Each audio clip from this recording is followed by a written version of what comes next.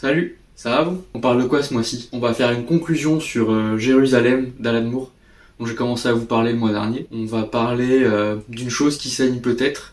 On va parler de Bordeaux après la Seconde Guerre mondiale. On va aussi parler d'une ville qui perd subitement des habitants et d'un classique de la science-fiction américaine. On a lu quoi au mois de décembre? Previously in. Qu'est-ce que j'ai lu en novembre? Jérusalem. Donc c'est écrit par Alan Moore. Il a écrit Watchmen, qui est juste ici là. C'est 1890 pages. C'est difficile de résumer l'histoire de Jérusalem. Jérusalem est composé de 3 livres. Donc ces 3 parties ont donc un lien ténu entre elles, hein. Un lien narratif très petit et très difficile à voir en premier abord. La première partie se concentre sur le quartier des Burroughs à Northampton. C'est un quartier populaire où les habitants ont des liens très forts entre eux. Et dedans, il y a quelques éléments de fantastique saupoudrés, c'est très léger. Mais ces éléments fantastiques ne font pas sens. Peut-être que les explications viendront plus tard. La deuxième partie se situe dans un Burroughs dans lequel on atterrit quand on meurt. Et il y a encore plus de fantastique, il y a encore moins d'explications, donc ça fait encore moins sens. Et la dernière partie, c'est vraiment un fourre-tout en fait. Pas vraiment d'explications à donner là-dessus. Mais alors du coup, qu'est-ce qu'on en pense de Jérusalem? Eh ben, c'est haut la main le pire roman que j'ai lu. Je l'ai même pas terminé pour vous dire. Je me suis arrêté à la page 1548. J'ai pas pu aller plus loin. C'est pas une question de style narratif, parce que bien que lourd, voire même bateau, en fait, c'est pas le pire truc que j'ai lu au niveau du style. C'est plus au niveau du temps investi et du sens recherché.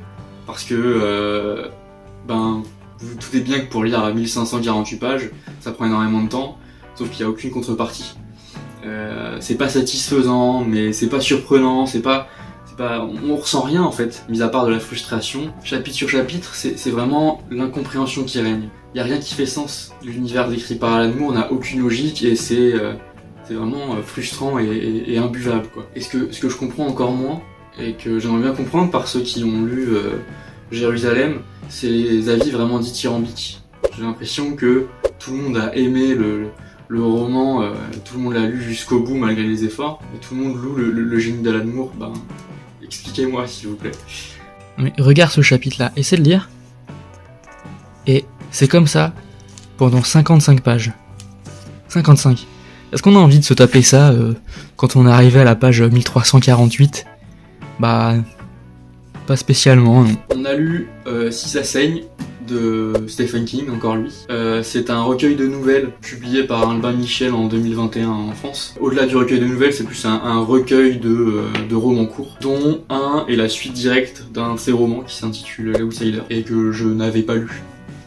Merci le spoil. On parle encore du bonhomme parce que j'ambitionne de lire toute sa bibliographie et que il a été très productif. Si ça saigne, ce sont 4 romans courts. Le premier, c'est Le téléphone de Mr. Harrigan, qui est sur une amitié entre un enfant et une personne âgée. On a La vie de Chuck, qui est incompréhensible mais agréable à lire. On a du coup Si ça saigne, qui est la suite de L'Outsider. Et puis on a Le rat, sur un auteur en manque d'inspiration qui affronte une tempête. Alors qu'est-ce qu'on en pense de Si ça saigne? Eh ben, assez satisfait de cette lecture qui est pas prise de tête, mais qui est très agréable, surtout après avoir lu Jérusalem. Steven ne révolutionne rien cette fois-ci, mais c'est vraiment agréable à lire. En fait, du suspense, il y a de la peur, il y a de la tension, et il y a des thématiques intéressantes qui sont traitées pertinemment, comme la mortalité, la créativité, la technologie ou le lien intergénérationnel. On a lu Après la guerre d'Hervé Lecor. Après la guerre, c'est un roman qui a été publié en 2015 par la maison d'édition Rivage. 12 prix pour Monsieur Lecor entre 2005 et 2022, pour un auteur qui se pose en tant que référence du polar français. Hervé Lecor, j'avais lu Prendre les loups pour des chiens, dont je vous avais parlé précédemment et qui m'avait assez peu convaincu, mais j'avais lu aussi un recueil de nouvelles qui s'appelle Dernier retranchement, qui m'avait vraiment retourné. Après la guerre, sans surprise, se passe quelques années après la Seconde Guerre mondiale, dans un Bordeaux qui est encore traumatisé par les événements, et qui s'apprête à envoyer ces jeunes se battre en Algérie. On y suit deux personnages. Le premier personnage, c'est le commissaire Darlac, qui est un flic bien pourri et bien violent, qui a salement collaboré pendant la Seconde Guerre mondiale et qui s'est enrichi pendant les rafles. Et on y suit le deuxième personnage, c'est Daniel, c'est un jeune garagiste qui va être envoyé en Algérie se battre au front et qui a perdu ses parents qui sont décédés dans les camps de concentration. Et les destins de ces deux personnages, le commissaire Darlac et Daniel, vont se rencontrer et se fracasser, le tout autour d'un troisième personnage, un mystérieux homme qui apparaît en plein milieu du roman. Alors qu'est-ce qu'on en pense d'après la guerre ? Eh ben c'est bien, c'est très bien. Entre anciens traumatismes de la déportation et les nouveaux traumatismes de la guerre d'Algérie, on est dans un récit qui est bien sombre, bien lugubre, et qui donne pas du tout envie de visiter Bordeaux. Ici, le style d'Hervé Lecor, il est époustouflant. Entre l'argot utilisé, les tournures de phrases, la description des rues, on est vraiment propulsé dans le Bordeaux des années 50 qui nous décrit. Le roman, il prend vraiment le temps de poser un cadre, de construire une ambiance, tout ça pour servir le récit au final. Et ce récit, il est vraiment maîtrisé et convaincant, et il porte sur la vengeance. C'est un des meilleurs polars que j'ai lu, le meilleur polar français je pense, et c'est ma recommandation du mois. On a lu Pottsville, 1280 habitants, écrit par Jim Thompson. Enfin un roman d'auteur dont j'avais encore rien lu, ça va ou quoi ? Publié en 1964 aux États-Unis et en 1966 en France par Gallimard. C'est le roman le plus connu de Jim Thompson. Il a écrit L'assassin qui est en moi, qui a notamment été adapté au cinéma avec le frère Affleck Cazé, ou encore Rage Noire. La plupart de ces romans ont été écrits entre les années 50 et 60 par un auteur qui n'a pas connu la postérité de son vivant. Alors, Pottsville, 1280 habitants, c'est l'histoire de Nick Corey, qui est le shérif de cette petite ville située dans la campagne texane, et le récit se passe à la fin des années 1910. Nick, c'est un homme qui est assez simple au premier abord, voire limité. C'est un shérif qui veut absolument pas travailler et qui fait tout pour. Il est très conciliant pour s'éviter plus de travail, voire même un peu victime. Sauf que ça, c'est le visage qu'il montre à ses citoyens. En fait, Nick est tout autre chose.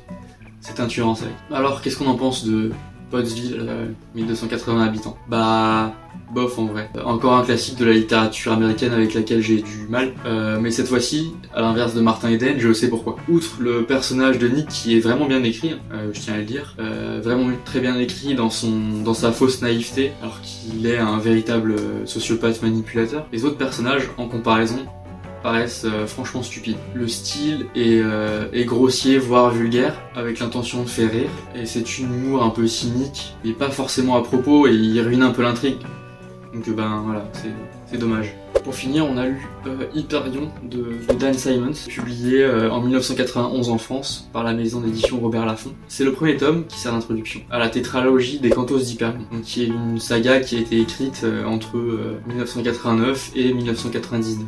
Pour Hyperion, Dan Simmons a reçu le prix Hugo, à l'instar de Susanna Clarke, pour un roman qui est considéré comme un classique de la science-fiction. Hyperion, c'est une introduction à l'univers des Cantos d'Hyperion, et donc ce premier tome pose les bases pour les 3 tomes suivants. Pour le contexte, les Extros, qui est une civilisation rebelle, décident d'envahir la planète d'Hyperion, qui est une planète un peu mystique, et de prendre le contrôle des tombeaux du temps, qui ont des pouvoirs particuliers. En parallèle, il y a 7 personnages qui vont être envoyés pour une mission de pèlerinage sur Hyperion. Ces 7 personnages vont tous raconter leur histoire de leur point de vue, et nous faire comprendre pourquoi ils ont accepté cette mission. Alors qu'est-ce qu'on en pense d'Hyperion ? Eh ben j'ai beaucoup apprécié. Je dois dire tout de même qu'il est assez difficile à prendre en main. On est plongé immédiatement dans un univers qui est plutôt complexe. Vous pouvez voir sa complexité avec le résumé un peu maladroit que j'ai pu vous en faire. Faut vraiment être bien concentré pour saisir tout ce qui se passe. Et une fois saisi cet univers un peu labyrinthique, on a une présentation qui est vraiment cool de ces 7 personnages et qui est vraiment finement écrite. Dans leur présentation, on va aborder plus ou moins tous les thèmes de la science-fiction, hein. On aura l'intelligence artificielle, le voyage interstellaire, on aura le voyage dans le temps, la religion, on aura l'écologie. Cette grande introduction sous forme de cette nouvelle, hein, parce que chaque personnage aborde des thèmes différents, peut être un peu frustrante et un peu relou pour certains parce qu'on n'avance pas concrètement dans l'intrigue principale. Cette introduction à l'univers des Cantos d'Hyperion, sous sa forme de cette nouvelle, parce que c'est comme ça que le roman se présente et que le roman est, peut être frustrante pour certains. Pour moi, c'est parfait pour commencer à bâtir un univers, et c'est parfait pour une compréhension pertinente des personnages qui sont vraiment très bien écrits et tous très complexes. Le mois prochain, on va parler d'un type qui fait sauter des statues de la liberté miniatures. On parle d'un orphelin maltraité. On va aussi parler de Jean-Philippe Jaworski, encore lui, hein, et puis d'autres surprises. Donc, au mois prochain.